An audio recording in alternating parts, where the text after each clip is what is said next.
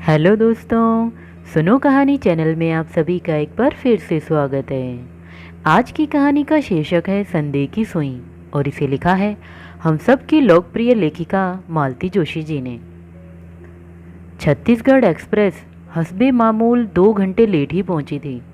गाड़ी रुकते ही प्रतीक्षारत यात्रियों का बेसब्र रैला मधुमक्खियों के झुंड की तरह डिब्बे पर टूट पड़ा। अपना बैग, अपनी शॉल और अपने अटैची को मजबूती से थामे हुए मैं बड़ी मुश्किल से डब्बे से उतरी और किसी तरह रास्ता बनाते हुए एक किनारे खड़ी हो गई। इस रस्सा कस्सी में मुझे इतनी ठंड में भी पसीना छूट गया। भीड़ से थोड़ा हटकर अब मुझे इनकी प्रतीक्षा करनी थी। इनकी सख्त हिदायत रहती है कि गाड़ी से उतरकर थोड़ी देर प्रतीक्षा किया करो, कम से कम उस गाड़ी जाने तक प्लेटफॉर्म पर ही खड़ी रहा करो। भीड़ छटने के बाद ढूंढने वाले को सुविधा हो जाती है। रात के समय तो यह और भी जरूरी है। आंटी चलना नहीं है? भीड़ से छनकर बाहर आए मेरे सहयात्री ने पूछा। तुम्हारे अंकल की प्रतीक्षा कर रही हूँ। तो फिर मैं चलूँ? उसने सौजन्य दर्शाया और गेट की ओर बढ़ती भीड़ में शामिल हो गया। स्नेह और ममता में पगी मैं देर तक उसको, उसकी पगड़ी को देखती रही। इस सरदार छोकरे ने रास्ते भर मेरी बड़ी मदद की। 2 बार चाय ला कर दी, एक बार मेरी वाटर बॉटल भी भर कर ला दी। मेरा तो उतनी भीड़ में धंसने का हौसला भी नहीं था। लाख सर्दी हो, पर दिन के सफ़र में पानी की ज़रूरत तो पड़ती ही है। खासकर जब गाड़ी में भोजन करना पड़े तो पानी लगता ही है। इसलिए मुझे रात का सफ़र अच्छा लगता है। कोई झंझट नहीं, रात को तान कर सो जाओ और सुबह अपने ठिकाने पर उतर जाओ। पर इस बार किसी ने रात को आने ही नहीं दिया। सबने कहा माहौल खराब है। भैया साथ होते तब भी एक बात थी, लेकिन क्या फ़ायदा हुआ। पहुँचते पहुँचते रात तो हो ही गई। वो क्या कहावत है ना, जहाँ चोरों का डर वहीं अंधेरा। छत्तीसगढ़ चली गई, फिर किसी और गाड़ी के आने का संकेत भी हो गया। पंजाब मेल थी या फिर एपी।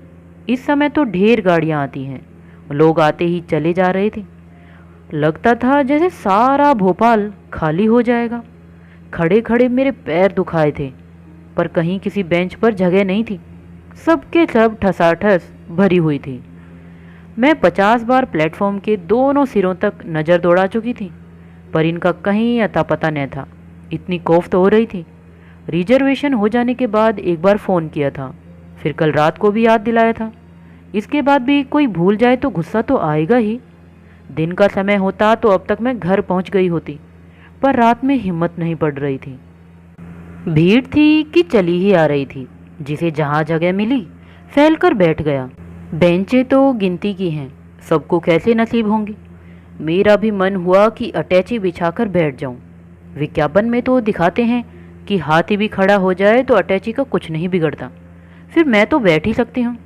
कम से कम घूरने वाली नज़रों से तो निजात मिलेगी। वहाँ घूरने की फुर्सत किसी थी? मैं खुद ही बेवजह का शक कर रही थी। नमस्कार भाभी जी। भीड़ में एक परिचित स्वर उभरा तो बड़ी राहत मिली। राघवन साहब थे। किधर में जा रही हैं?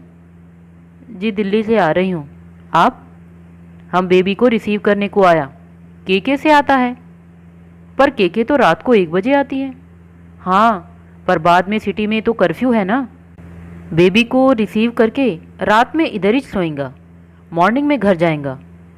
बाप रे, मुझे तो याद ही नहीं रहा शहर में 10 बजे के बाद कर्फ्यू है। तभी तो लोग बेचारे अभी से आकर प्लेटफॉर्म पर डेरा डाले हुए हैं। तभी तो इतनी भीड़ के बावजूद गहमा गहमी नहीं है, एक सहमा सहमा सा शोर है। मैं दरअसल इनकी राह देख रही थी। न्यू यू बेटर गो, साहब आएंगे तो मैं बता देंगे। थैंक यू, मैंने कहा और फ़ौरन एक कूली को बुलाकर सामान पकड़वाया और बाहर निकल आई। बाहर तो घमासान मचा हुआ था। सवारियों के मुकाबले में रिक्शे कम थे। हर कोई हर कहीं जाना भी नहीं चाहता था। पुलिस भी थी, पर कुल मिलाकर हंगामा हो रहा था। आंटी, अंकल नहीं आए क्या? मेरा वही सहयात्री सरदार मुझे फिर दिखाई दे गया। बेचारे को अब तक सवारी नहीं मिल पाई थी। हाँ भैया, वो तो नहीं आए, पर ज़्यादा वेट भी तो नहीं कर सकती न। 10 बजे से कर्फ्यू जो है। आपने बिल्कुल ठीक किया। आप कहाँ शास्त्री नगर जाएंगी ना? हाँ, हम लोग टैक्सी शेयर कर लें। मैं आगे नेहरू नगर चला जाऊँगा। टैक्सी शेयर करना मुझे कभी अच्छा नहीं लगा। मुझे वह कंजूसी का द्योतक लगता है। पर इस समय सवाल पैसे का नहीं था, सुविधा और साथ का था। मैंने हाँ कर दी। एक बार हाँ करने के बाद फिर मुझे कुछ नहीं करना पड़ा।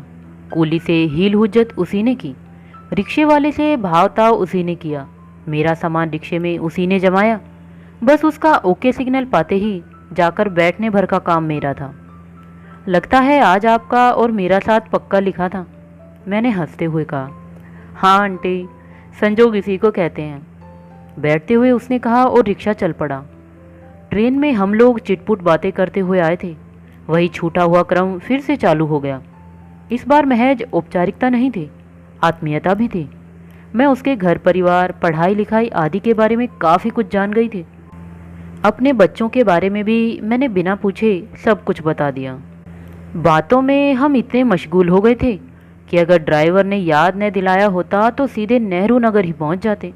शास्त्री नगर पहुंचने के बाद बातों का क्रम टूटा।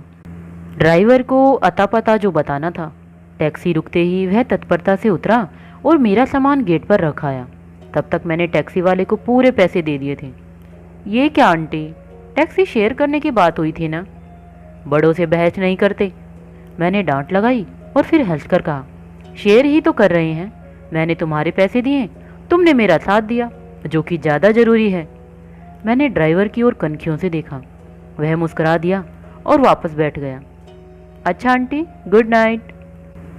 अब तो घर देख लिया है ना, आते रहना, मैंने कहा और टैक्सी चलने तक खड़ी रही। जैसे ही टैक्सी मोड़ पर नज़रों से ओझल हुई, मेरे मन में दबा गुस्सा फिर सिर उठाने लगा। फाटक खोलते समय मैंने लड़ने का मूड बना लिया था। फाटक खड़कते ही ऊपर की खिड़की खुली और गुप्ता जी की मीनू चिल्लाई, हाय आंटी, आप अकेली आई हैं? पप्पू भैया तो कब से आपको लेने गए हुए हैं। क्यों, पप्पू भैया क्यों गए हैं? अंकल को क्या हो गया? उन्हें पैर में मोच आ गई है। सुबह ऑफिस के लिए स्कूटर स्टार्ट कर रहे थे, तब झटका खा गया। कहाँ का गुस्सा, कहाँ की लड़ाई, उल्टे फिक्र और हो गई। दरवाज़ा खुला ही था। चिंता तो मन से भीतर घुसी तो ये सामने ही नजर आ गए। स्टूल पर पैर टिकाए बैठे हुए थे। अगल बगल आयोडेक्स की शीशी, hot water bottle, crab bandage, सारा सरेजाम पड़ा हुआ था। बैठे बिठाए ये क्या कर लिया? कुछ नहीं हुआ है, इतना बुरा मुंह बनाने की ज़रूरत नहीं है। पर यह बताओ अकेली क्यों आई हो? पप्पू कहाँ गया? अब मुझे क्या मालूम, ही इज़ मोस्ट अनरिस्पॉन्सिबल बॉय। इतना सा काम भी ढंग से नहीं कर सका। अब पराए लड़के पर अपना वश ही क्या है। वैसे भी गाड़ी लेट थी, बोर होकर इधर उधर निकल गया होगा। अब समय से घर आ जाए तो ठीक है, नहीं तो उसके माँ बाप और चिंता करेंगे। माहौल इतना ख़राब चल रहा है। तभी मीनू आकर चाय दे गई। उसने शायद इनकी बात सुन ली थी। बोली, अंकल पप्पू भैया आ गए हैं। वे 2 नंबर प्लेटफॉर्म पर खड़े हुए थे। उन्हें पता ही नहीं था कि गाड़ी 1 नंबर पर आती है। घर तो आ गया है न, इन्होंने कहा और विषय वहीं समाप्त कर दिया। वैसे हम दोनों समझ गए थे कि पप्पू जी अपने माँ बाप को बेवकूफ़ बना रहे हैं। वैसे तुम्हें पद्मश्री देना चाहिए। चाय पीते हुए इन्होंने कहा, इतनी दूर अकेली आई हो, वह भी रात में? वैसे मैं अकेली नहीं थी, एक सरदार जी मिल गए थे, आगरा से साथ हो गया था। क्या बात है, इन्होंने ऐसे नाटकीय अंदाज में कहा कि मैं तिलमिला गई। कैसी बातें करते हैं, बेचारा इतना सा तो था, अपने प्रशांत से भी छोटा रहा होगा। बेचारा आंटी आंटी कहे जा रहा था। तुम एक सरदार लड़के के साथ आई हो, तब तो पद्मश्री से नहीं चलेगा, तुम्हें परमवीर चक्र देना पड़ेगा। क्या फालतू की बात कर रही हैं? ये फालतू की बात है मैडम। आपको मोहिनी की शादी का किस्सा याद है ना? इन्हीं सरदार जी के कारण मेरे 100-200 रुपए का खून हो गया था। आप बड़ी आसानी से भूल सकती हैं, पर मैं कैसे भूल जाऊं? मेरी तो पसीने की कमाई थी। हाँ, बाकी सारी दुनिया जैसे हराम की कमाई खाती है, एक आप ही ईमानदार हो। मैंने उठते हुए कहा, थोड़ा फ्रेश हो लेती हूँ, फिर खाने का देखती हूँ। खाने की चिंता मत कीजिए, इन्होंने कहा। खाना भगवान दिन बनाकर गया है, आप तो इत्मीनान से फ्रेश हो लीजिए। मैंने मन ही मन इन्हें धन्यवाद दिया। सफ़र से लौटते ही चूल्हे में सर खपाने की जरा भी इच्छा नहीं थी। अब तो खाने का नाम सुनकर भूख भी लग आई थी। मैंने भीतर आकर जल्दी से एक भगोना पानी गैस पर चढ़ा दिया। लाख सर्दी हो, पर सफ़र के बाद नहाने का मन हो ही जाता है। उतनी ठंड में गैस की आंच भी इतनी अच्छी लग रही थी कि मैं वहीं खड़ी हो गई। उस हल्की नीली लो को देखते हुए मेरे मन में 7-8 साल पुरानी घटना घूम गई। मोहिनी की, मेरी छोटी बहन की शादी थी। यूं तो जाना सबका ही जरूरी था, पर प्रशांत पीईटी की तैयारी कर रहा था और पूनम का पार्ट 1 का एक पेपर बाकी था। यूं तो इतनी गर्मी में मेरा भी निकलने का मन नहीं था, पर मजबूरी थी। बस स्टैंड पर पहुंचे तो भीड़ देखकर मैं कांप गई। एक तो छुट्टियां, दूसरी शादियां, कहीं तिल धरने की जगह नहीं थी। हर खिड़की के सामने लंबा क्यों था। इंदौर की 3 खिड़कियां थी, तीनों बंद, और लाइनें थी कि हनुमान जी की पूंछ हुए जा रही थी। मैं महिलाओं की कतार में खड़ी थी, पर वहाँ तो धक्का-पेल सबसे ज़्यादा थी। मेरी समझ में नहीं आ रहा था कि मैं अपना पर्स संभालूं, गले की चैन का ध्यान रखूं कि अटैची देखूं। इन पर इतना ताव आ रहा था, मजे से दूर खड़े तमाशा देख रहे थे, यह नहीं कि अटैची ही ले ले। खड़े खड़े जब आधा घंटा हो गया तो मैंने तय कर लिया कि और 10-15 मिनट प्रतीक्षा करेंगे, नहीं तो लौट जाएंगे। एक फ़ोन खटका देंगे कि तबीयत ठीक नहीं है। सबको निराशा तो होगी, पर तभी मेरी दृष्टि सामने गई। श्रीमान जी नदारत थे। यहाँ हम पसीने में नहा रहे थे और जनाब तफरी फरमा रहे थे। पता नहीं वहाँ खड़े खड़े मैंने इन्हें कितना तो कोसा होगा। तभी ये पता नहीं कहाँ से नमूदार हुए और अटैची उठाते हुए बोले, चलो। कहाँ?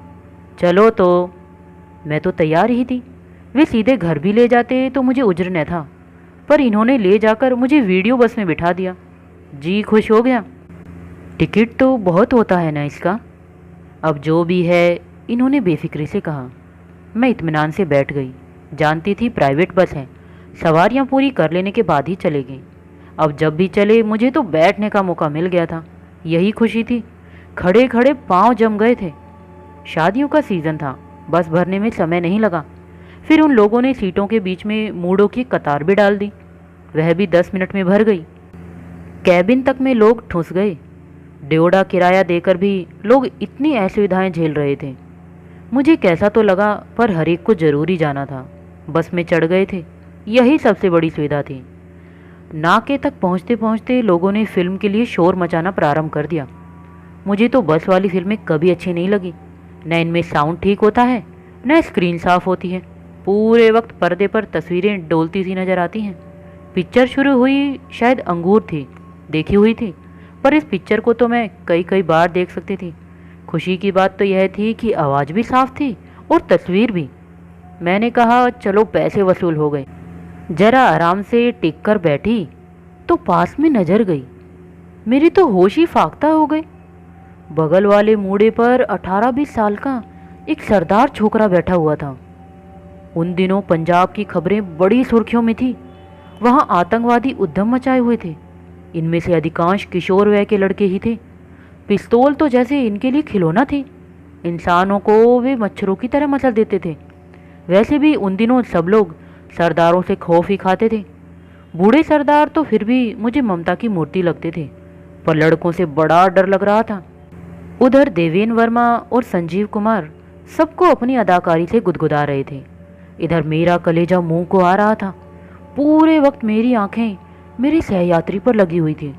उसकी पतलून की फूली हुई जेब में मुझे पिस्तौल नजर आ रही थी। क्या पता उसके पैरों के पास रखे बैग में बम ही हो। इन लोगों का एक आत्मघाती दास्ता भी तो होता है।